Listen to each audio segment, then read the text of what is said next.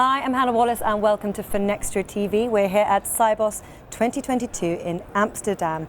Kindly joining me in the studio now to discuss targeted social engineering and how that's impacting the industry is Jason Lane-Sellers, Director of Fraud and Identity for LexisNexis Risk Solutions. Jason, thank you very much for joining us. Thank you. So, as I say, really interesting topic. I'm interested to hear about targeted social engineering and how that's impacting the industry. So, bring us up to date. What are the most prevalent attacks you're seeing and methods around that? And start there. So targeted social engineering, common vernacular, people use scams. But there's a problem with the term scam, it's very generic. There's lots of different flavours. We've probably been used to in the industry about social engineering and people being persuaded to give out details when they shouldn't do, etc. But they tend to be, in the past, it's tend to be very generic. So mass emails being sent out, mass text messages, you've won a prize kind of scenario. Yeah. Now they're getting a little bit more sophisticated. They're digging into data around individuals and starting to target individuals specifically. This is why the targeted social engineering aspect of it. Sure. And then they're using that to manipulate the individuals, and there's different methodologies that they use. You say that, which kind of comes into the scams realm of things. So I could go and impersonate a bank or a tax authority.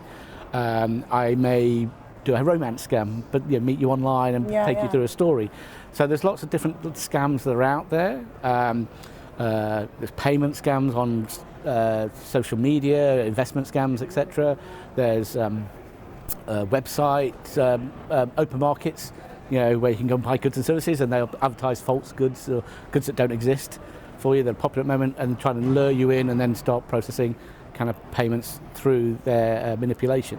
But from a targeted social engineering point of view, it's gathering information, lots of detail about an individual. So when I do impersonate a bank, I have pieces of information I can give to you that make me seem very, very genuine, and therefore create that element of trust with the target customer.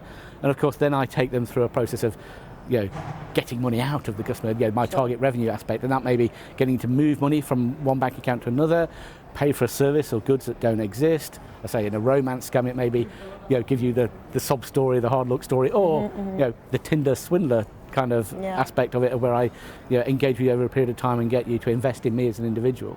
But so there's a lot to trip you up as well. Yes. So that leads me into the next question. Can you walk us through the nature of these attacks and their methodology, and how fraudsters are building that information needed to attack? Yeah, so really it splits into three main areas. There's data gathering, data validation, and then utilising that data in the attack. So from a data gathering point of view, that may be taking advantage of data breaches, dark web markets where I can buy data from data breaches like email and usernames, password combinations that may be out there.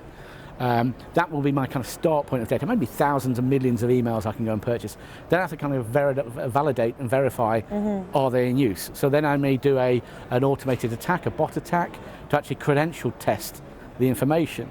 So I'll actually go onto some totally unrelated websites, maybe an IP streaming website or a telecoms website or a gaming and gambling website, and validate if that username and password are still in utilization, are they active?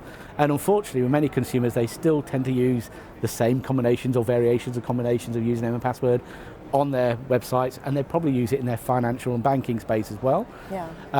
So once I've verified, are they active, are they in use, can I utilize them, then I may go and access your information, gather that data, and then utilizing it at the end point is then I ring you up or phone call you or message you or interact with you, and then use that data. So if I go through a kind of scenario example, is I may gather some emails from a data breach and usernames. I may use them on a telecoms website, self-service.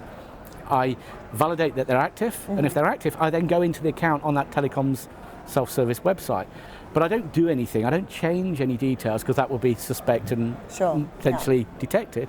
What I may do is look at your bills that you've paid over the past month, and look at how much you paid, the date you paid them, maybe the account details or which account was used to pay that bill. So when I ring you up and I say I'm ringing from your bank, because I know that from the account details I've compromised in the other side of things, I can say I'm from your bank. Oh, and don't give me your username and password, don't give me your PIN. I can tell you, you paid your telecoms bill on the 23rd. Yeah. It was €50, 23 cents. Oh, and it was from account ending 4004. I have that trust relationship with you. Then I go through my kind of normal story of, well, your account's under attack, it's been compromised, we need to move money from your account, and then I persuade you to do a transaction to the accounts that I am targeting, I want you to move it into. I get you to move the money. I may get a small amount first or go for the big large amount and everything all together, but then shift that money across and then shift it out of the system. All right, that's interesting. So tell us, what are the cross industry aspects of these attacks then? Let's go into that. So from that cross industry, as I say, because that data gathering and data validation exercise, the kind of precursor to some of these attacks are seen in other industries. So you see it in, I say, telecoms, gaming, gambling, media streaming sites, websites where I can use, often the email address and password kind of combinations, they're quite common, validate if they're active, and gather some significant pieces of information. So if it's a streaming website, what have you watched recently? What have you purchased? Maybe you've purchased goods and services. Again, payment details may be in there and stored in there as well. A web marketplace, again, you've purchased this book or this item recently, or you have these sets of interest. Again, that verifies that data. It's data I can utilize. So the fact that those industries have a viewpoint of data being accessed and potentially by unauthorized individuals means that actually there's kind of early warning signs potentially out there. That then goes into the banks and payment industries where I can do money transfers, money manipulation as well. So that's that kind of cross-industry perspective. Well, this has already been incredibly helpful, even just on a personal level. So maybe we can end on some practical advice to leave the audience with around these new approaches to managing the risks you've already highlighted. Yeah. So from an aspect is there's a few things. Industries working together, as I say. The telcos industry, the media industry, they might see orchestrated attacks, bot attacks utilising certain username and passwords. They could be kind of warnings that are out there that those kind of attacks to their end consumers say what is going on.